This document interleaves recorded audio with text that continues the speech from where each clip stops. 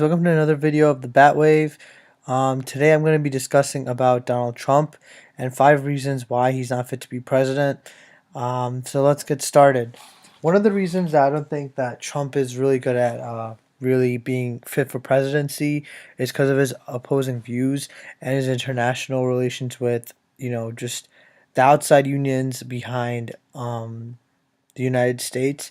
One of them being China, one of them being Iraq, another one being Israel, another one being extremely powerful and strong growing movement, which is the women, and how abortion laws and climate laws are kind of just ignored, which I dislike, and also how the immigration policies affecting people in college to this day.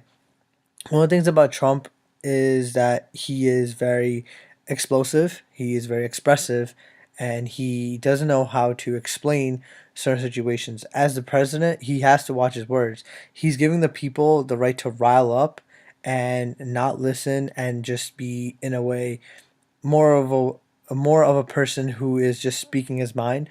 But also, yeah, America is a voice country. It is a place where we can voice our opinions, but it's not somewhere we can just go about what we want to do and just voice our minds in a way where it can impact millions of people. Everyone's going to think that way if he's the president, if he's the chief commander of the United States. So, that being said, Trump, one of the reasons that he is not fit to be president, the way he demotes women. I know there's not women here, but you know that saying, right? Grab them by the pussy. This is what Trump does. He catches women and he puts them down, and the main reason is it started from the Muslim movement. With Muslim women and mainly women in general, he demotes women in the sense that he's like, oh, he claims to not be racist against women, but I disagree with that mainly because there's videos of him putting women of other races down. There's videos of him, hiring women to prove to the economy that he doesn't put people down, and he hires them on the spot for a job they've wanted, but other people who aren't, you know, um, qualified for that job don't get the job. So I mean, he's doing it for publicity stunt to show that he doesn't really he cares about women, but the truth is he really doesn't. Um, there's many videos where people just feel really offended by him and the things he says. He says the things like grab him by the pussy, things that women really find sacred to their bodies and also sacred to themselves. I think he's very volatile when it comes to women too, and I do not know why he has someone like like a partner that is a woman with him right now.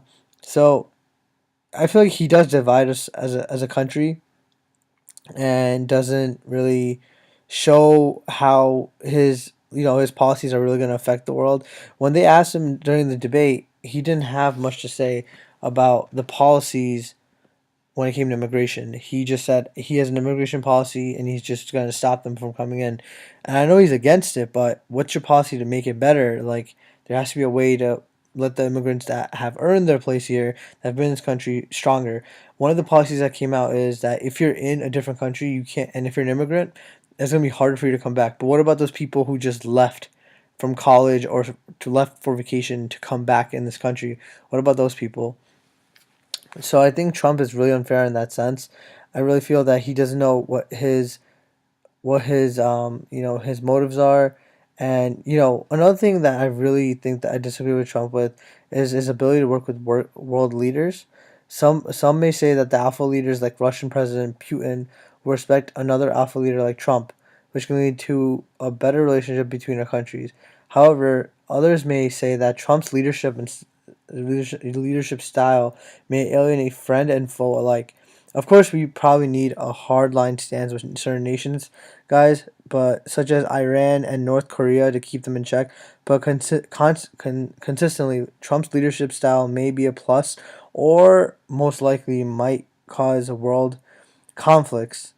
But let's hope that I'm just hoping that it just creates a better relationship and he's not this aggressive when it comes to other people's countries because it is a sensitive topic and you have to be respectful when you're visiting their country and even also when they visit our country. So I think his ability to communicate with world leaders is a very, sensitive and a key point for, the for America's success.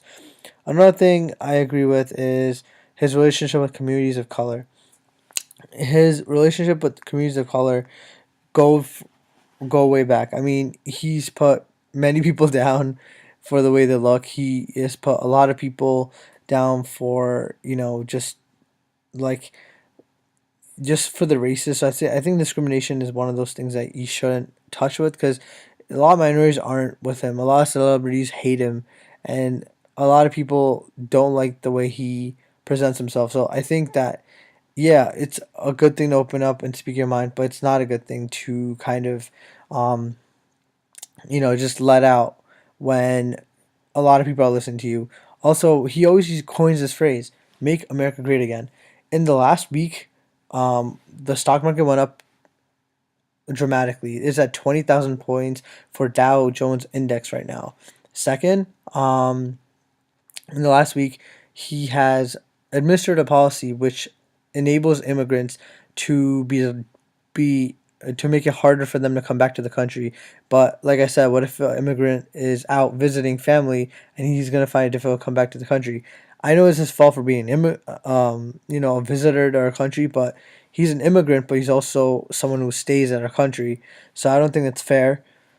Third, people that have voted for Trump are really, really, really against him now, mainly because of the things that he's doing to the stock market, the things he's doing recently. And so far, since the start of his presidency, I feel that there's just so much going on regarding Trump. With his abortion laws, he is being really strict about it.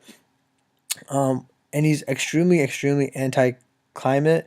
So a lot of projects for like scientists to like involve in like global warming, plants, botanists, all those people who have jobs in those fields, they're slowly depleting, mainly because Trump's not really giving them attention, their projects attention, and for many of them, they survive through the projects that go on. And also, it's great because we learn a lot about the world and the science behind it. Like if you stop researching, technology and things won't grow because we're just gonna keep putting more technology, more money out there. And the most last thing and the most, I guess, like the stupidest thing I believe is the freaking Great Wall, man. The Great Wall is supposed to be $70 billion. Where's the money gonna come from? I don't think Trump's gonna pay it, so it's gonna be out of our taxes. Um, it's gonna be a lot of money.